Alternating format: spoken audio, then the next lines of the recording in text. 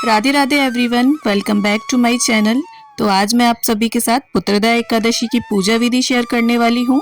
पुत्रदा एकादशी जो संतान सुख के लिए विशेष मानी गई है और अगर सही तरीके से इसके नियमों का पालन करते हुए व्रत और लक्ष्मी नारायण का पूजन किया जाए तो संतान सुख की प्राप्ति जरूर होती है। पुत्रदा एकादशी के व्रत में गाय का बहुत अधिक महत्व है। गौ माता के दूध का विशेष महत्व है, तो अगर आपके पास गाय का दूध उपलब्ध हो जाए तो बहुत अच्छी बात है, वरना गाय का गोबर या गाय के दूध से बना घी मतलब कोई भी चीज आपको किसी भी रूप में मिल जाए तो आप उसका प्रयोग पुत्रदा एकादशी के पूजन में जरूर करें। पुत्रदा एकादशी साल में 2 बारी आती है, एक पौष मास में और एक श्रावण मास में।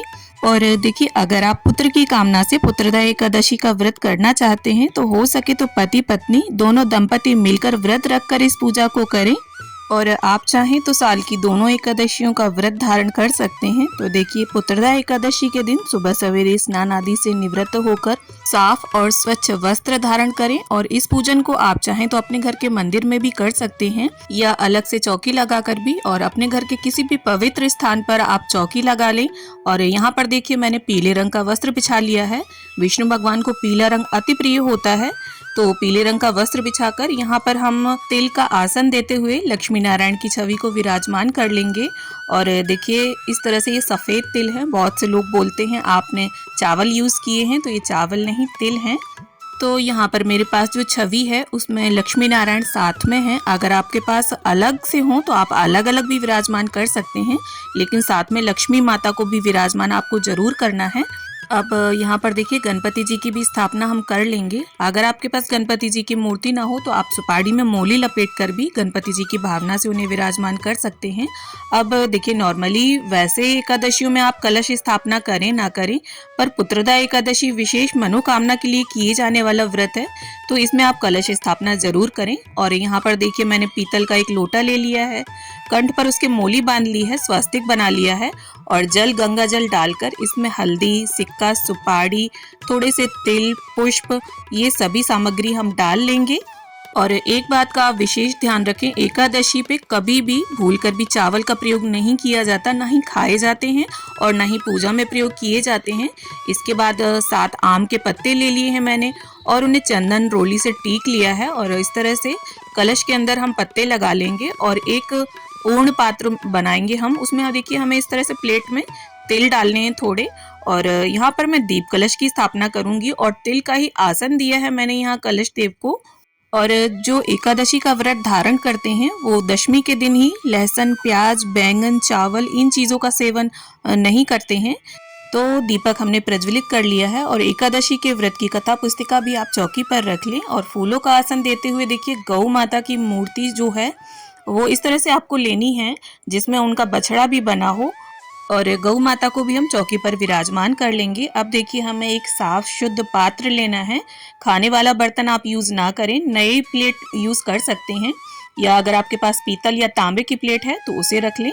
और फूलों का आसन देते हुए हम लड्डू गोपाल को विराजमान कर लेंगे। अब सीधे हाथ में हमें थोड़े से पुष्प लेकर व्रत का संकल्प लेना है और सभी देवी देवताओं का आह्वान करते हुए हमें ऐसा बोलना है कि हे प्रभु, मैं इस मनोकामना से आपका व्रत कर रही हूँ या कर रहा हूँ और मेरी पूजा अर्चना को स्वीकार करने के लिए यहाँ पर उपस्थित हो।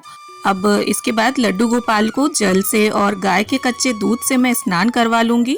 तो देखिए, वैसे तो लड्डू गोपाल की उपस्थिति हर सनातनी के घर में है, लेकिन अगर आपके घर पर लड्डू गोपाल नहीं है और आप पुत्रदा एकादशी का व्रत धारण करना चाहते हैं पुत्र की कामना से, तो इस एकादशी पर लड्डू गोपाल और गौ माता का ऐसा विग्रह जिसमें उनका बछड़ा भी साथ में हो लेकर आएं और उसे अपने पूजा स्थल पर, यानी अपना जो मंदिर है आपके घर का, उसमें विराजमान करें।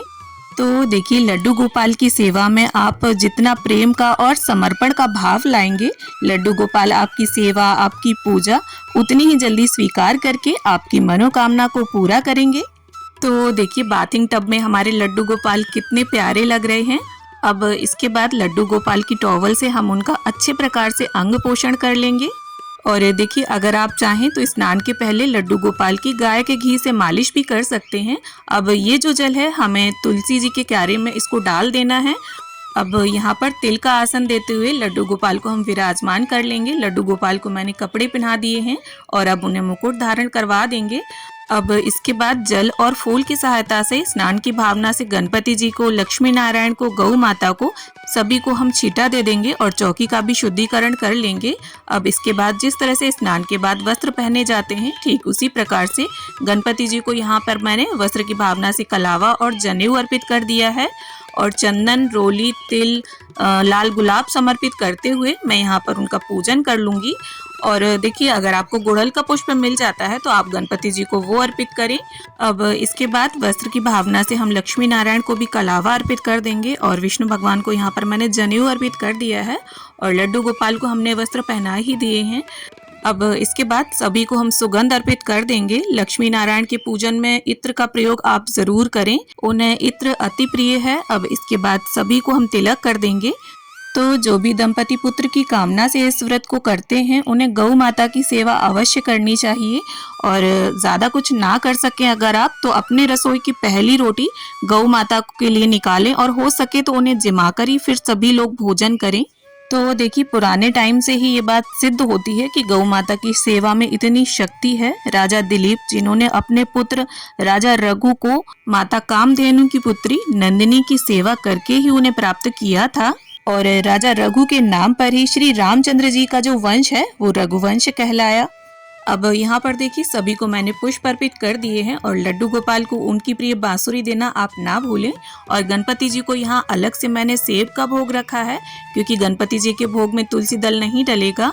और आपके पास जो भी फल, मेवे, मिठाई हो, आप उनका भोग अर्पित करें, क्योंकि देखिए, एकादशी के व्रत में अन्न का भोग नहीं लगाया जाता। और अगर कुछ ज़्यादा ना हो आपके पास तो आप माखन मिश्री का भोग भी अर्पित कर सकते हैं और प्रेम से जो भी भोग आप लगाएंगे वो प्रभु ज़रूर स्वीकार करेंगे। अब सीधे हाथ में पुष्प या तिल रखकर हम एकादशी यानी पुत्रदा एकादशी के व्रत की कथा पढ़ लेंगे या सुन लेंगे। और देखिए, अगर वैसे तो दंपति करें तो बहुत अच्छी बात है, एक कथा सुनेंगे, एक पढ़ेंगे। और अगर आप अकेले इस व्रत को रह रहे हैं तो अपने पति या पत्नी से कथा को सुनने के लिए ज़रूर बोलें। और कथा संपन्न करने के बाद हाथ में आपने जो भी ले रखा है उसे प्रभु के समक्ष छोड़ दें। अब देखिए, तुलसी दल आपको अवश्य अर्पित करना है श्री हरि को। तो देखिए, इस प्रकार से भगवान विष्णु को, लड्डू गोपाल को हम तुलसी दल अर्पित कर देंगे और जो भी भोग आपने प्रभु को लगाया है उस सभी में आप तुलसी का पत्ता जरूर डाल दें। और जिस तरह देखिए हम खाने के बाद जल पीते हैं, उसी तरह से भगवान को भी जल का भोग जरूर रखें और उसमें भी तुलसी दल जरूर डाल दें। आप देखिए, प्रेम पूर्वक गणपति जी की, लड्डू गोपाल की, लक्ष्मी नारायण की, गौ माता की, वरुण कलश देव की, सभी की हम आरती उतार लेंगे। ओम जय जगदीश हरे स्वामी, जय जगदीश हरे। भक्त जनों के संकट, दास जनों के संकट क्षण में दूर करे। ओम जय जगदीश हरे। अब इसके बाद हाथ जोड़कर प्रभु से पूजा में रही कमियों के लिए क्षमा याचना कर लेंगे और अपनी मनोकामना को पूरी करने के लिए भी प्रार्थना कर लें।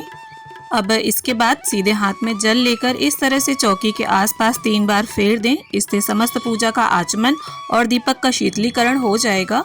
और अंत में अपनी इच्छा और सामर्थ्य के अनुसार कुछ दक्षिणा अवश्य निकाल दें। और इस दक्षिणा को देखिए, अगले दिन यानी द्वादशी वाले दिन जो भी सूखा सामान आप देते हैं उसके साथ ब्राह्मण को दान दे दें। और अगर द्वादशी वाले दिन यानी पारणा के दिन आप ब्राह्मण को भोजन कराते हैं तो भोजन के बाद उन्हें ये दे दें। तो उम्मीद करती हूँ पुत्रदा एकादशी की पूजा विधि की ये वीडियो आप सभी को पसंद आए। वीडियो अगर अच्छी लगे तो इसे लाइक शेयर करें और इसी तरह के वीडियोस देखने के लिए मेरे साथ जुड़े रहें और चैनल को सब्सक्राइब कर लें।